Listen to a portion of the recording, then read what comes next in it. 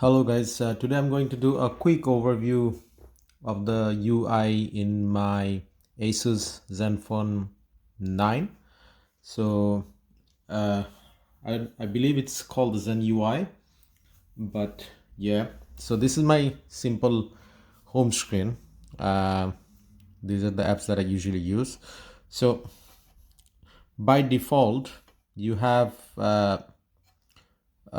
the phone dialer, the messaging app, and contacts, Chrome app here, not this one, and camera. So these are your usual Google dialers, but sorry, Google messages and the Google contacts. But the phone dialer, it's a bit modified. It has the voice recording system as well. If I call someone, and it's a bit of a different one. So yeah. And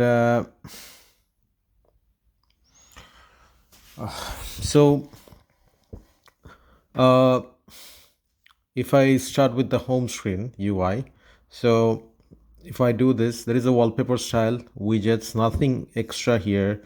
Some Asus shortcut, but it's only all apps, nothing extra. This is the few default Android ones, and yeah, nothing extra. Weather widget, we have some weather widget, these two. So I'm using this one. The weather app, it's quite nice and clean. This is the alarm app as I touch the clock. So the weather app, it's quite nice and tidy. And so in the edit home screen, I would have liked probably a bit more of customization. So here we have the scroll effects, and icon label color, folder theme, view, and set default screen. But I didn't find yeah. So in the preferences, if I go to home screen, I have the grid size. So layout, I think, yeah, this is the home screen layout. Grid size, so app icon, batches, continuous home screen, swipe down gesture. So yeah, lock home screen, add app, suggested apps, reset icon style, and hide apps, app lock. So this is quite a good one. About, yeah, so nothing much here.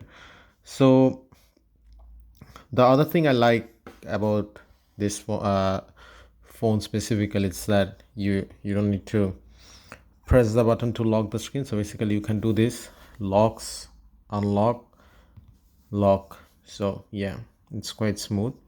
So if I go to the so here you have a lot of options. If I show you all the options here, so the thing I like handy is the volume panel option. So but I used another app to do this. I'll show you later which one. This one is very handy, 5G, because I've noticed initially when I bought the phone, when I'm traveling, when I'm going to work in the morning or at night, so there is when I'm traveling in the bus, the network switches sometimes quite rapidly from 4G 5G 4G 5G. So when I'm watching in something in YouTube, so YouTube says offline, then it goes back online, offline, goes back online.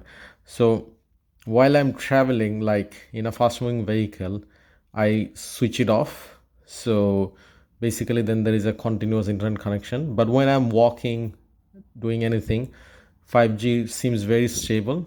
But other than that, when I'm in a fast moving vehicle, there is a constant switching.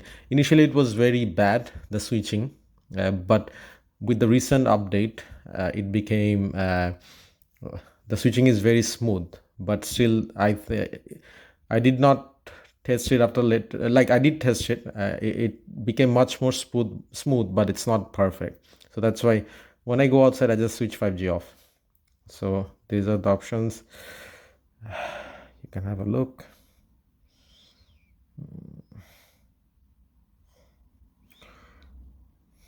Yeah. Okay, so I'll go to settings. So you have the edit option, power option as well, and settings. So in network, you have the internet, SIM card, call, servering. These are the options. If I go to connected devices, yeah, these are the usual ones. App notifications. So default apps, screen on time, permission manager, unused apps, special apps, access. So these are the usual Android ones. Conversation bubbles, display notification icon, sensitive notifications, then hide silent notification in status bar, enhanced notification. So yeah, sound and vibration, the usual ones. Volume adjusted mode, so this one I'm using the classic. I did the Asus one sometimes, but I don't know what's the actual difference, to be honest. Okay, I'll put it now for this video. So volume adjusted mode, yeah, I just say complete mute, volume default control key, media player. So audio wizard, so we have that audio wizard, and you can do this as well. Different modes of audio, absolute volume, independent volume.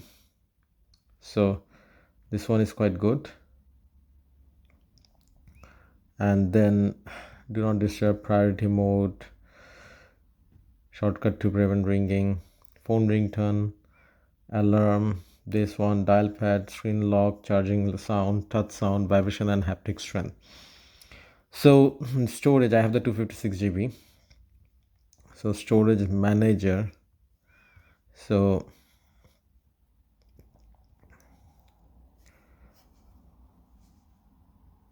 I'm not sure what the storage manager does.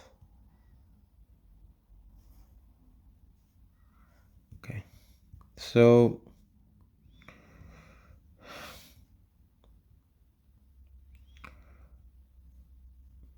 I put this off. In the battery section, it is so there is like system modes. So I put it in dynamic. If this is quite handy. I'm not a gamer, so basically I don't use the high performance mode.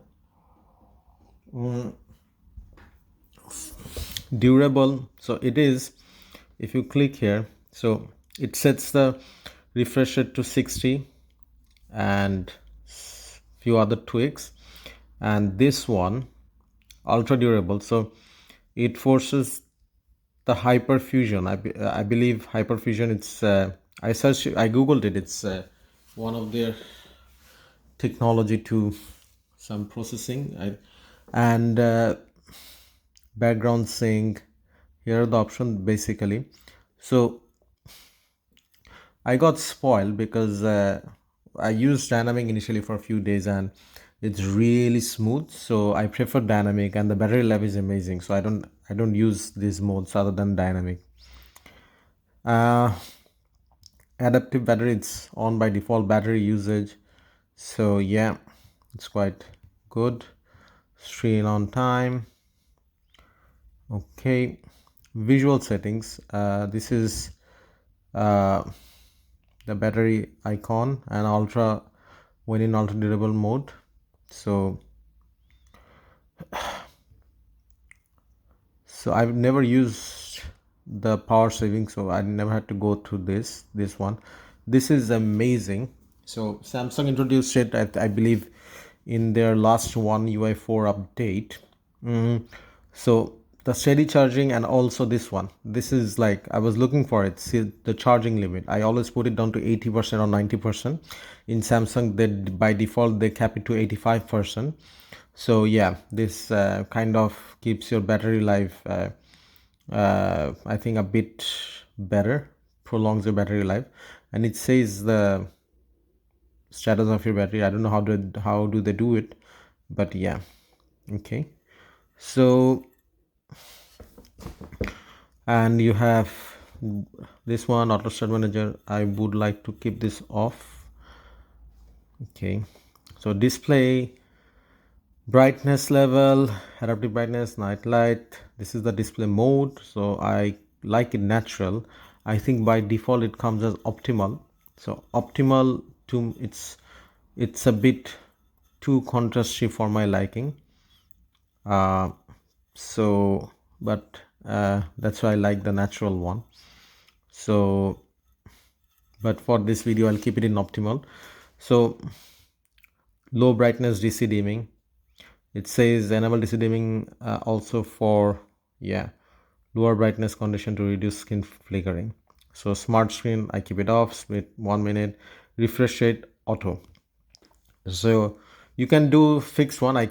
By default it came in this, so I like this one.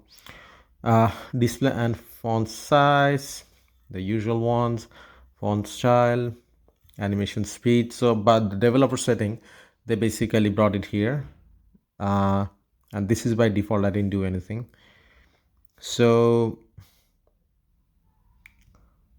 yeah, system scheme, I like it white, I don't like too dark.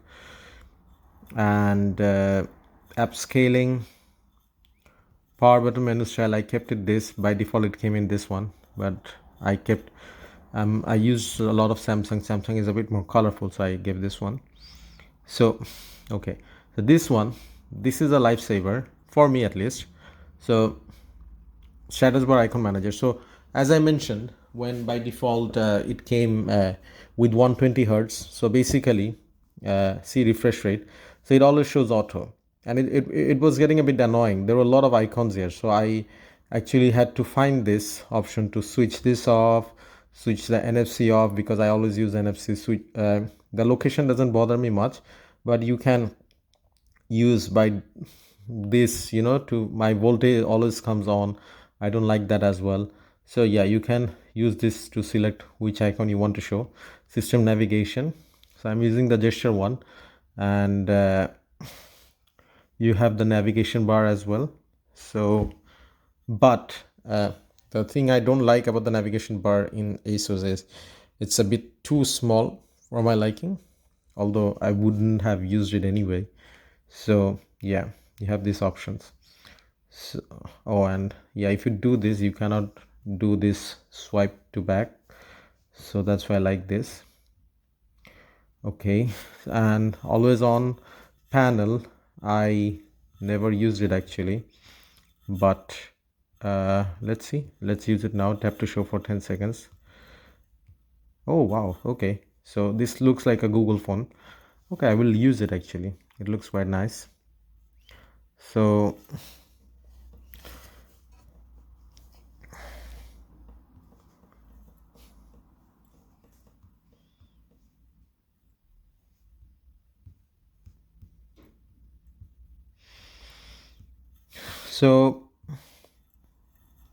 leave to check phone, I always keep it off. New notifications, uh, screensaver. So the wallpaper styles, it's basically like Google, and basic colors, you can do this. So yeah, in the privacy section, camera access, microphone access, show password. So these are the usual stuff, nothing extraordinary from Asus. Location same like Google. Security, this is same like Google. I use fingerprint, I don't use face recognition. Wallpaper slideshow, smart lock, and these you can have a look in advanced. So smart key, this is the for the power thingy. So if you press twice, you can customize it for voice inputs. I don't use Google Assistant for camera as well, but I kept it off. What I do is I use a lot of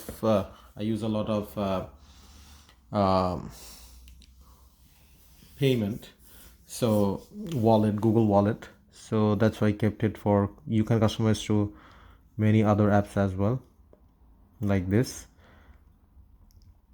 And quick access, so basically swiping this will do quick access to notifications. But I have noticed one thing. Right now I'm recording in my Samsung S10e, so the S10e swipe, the power button was here, and when you swipe, it was very, like, it was never a miss, 100% swipe down. But Asus one, so I've seen in the reviews, the reviewers have said that this is too sensitive. I'm not sure why I didn't use this without a case. So my one, it's kind of like 70% of the time it registers. So now it's registering, but I can show you. So if I lock the phone, unlock, it's working now. But sometimes when I'm watching videos, it doesn't always work. That's why I have put two fingerprints, so that it's more sensitive to my fingers. But it's not as good as Samsung's one. So this is one thing I don't like in this phone. So so that is a smart key. Mobile manager, it's kind of like the Samsung device care thing. You have all this cleanup, privacy and security. I have the 16 GB variant. Game Genie, it's a game thingy, I don't use it. Twin apps, I use this for my WhatsApp, so this is very good. Initially after I bought it, because I use twin apps, so this is very handy for me. I actually didn't research before buying this one, but when I found that this have it, it was a lifesaver for me. Edge tool, I don't use it. Optiflex, so basically this is just some optimization. It says app launches, reduces app reloads, and saves power on standby. So yeah, gestures, so leave to check phone, flip to mute, double tap to suspend. This is very good for me. So double tap to screen off, double tap to wake up, swipe to wake up as well. So you can do this. So your phone wakes up like this. And yeah, these are some of the gestures. And you have the 100 mode. I don't use that. Back double tap, basically you can use it for a lot of apps like screenshot, sound recorder, flashlight, open camera, Google Assistant. But yeah, I don't use it. Screen recorder, you can select these options. Screenshot, you can do this. Screenshot toolbar, enable screenshot sound, notification. So there is two options of taking screenshot. First of all is like, if you do this like Google one, take screenshot, and the other option is do this. Okay, yeah, so this is quite handy. Pocket mode, glove mode. Yeah, so password, accounts, then accessibility, you have all this, digital well-being, Google preferences, safety and emergency, and you have the system. These are the system details. So this is about the phone section, and backup to external storage, system update. So one thing about the Zen update which I didn't like was the first update, it actually forced in your system. So you didn't have any option to cancel it. Then I had to go to settings and stop it. And then Zenfone tips, never use it, and support. So basically that is it, and that is the quick overview of the Zenfone 9. Hopefully you like the video, and if you have any questions, comment down below. Thank you.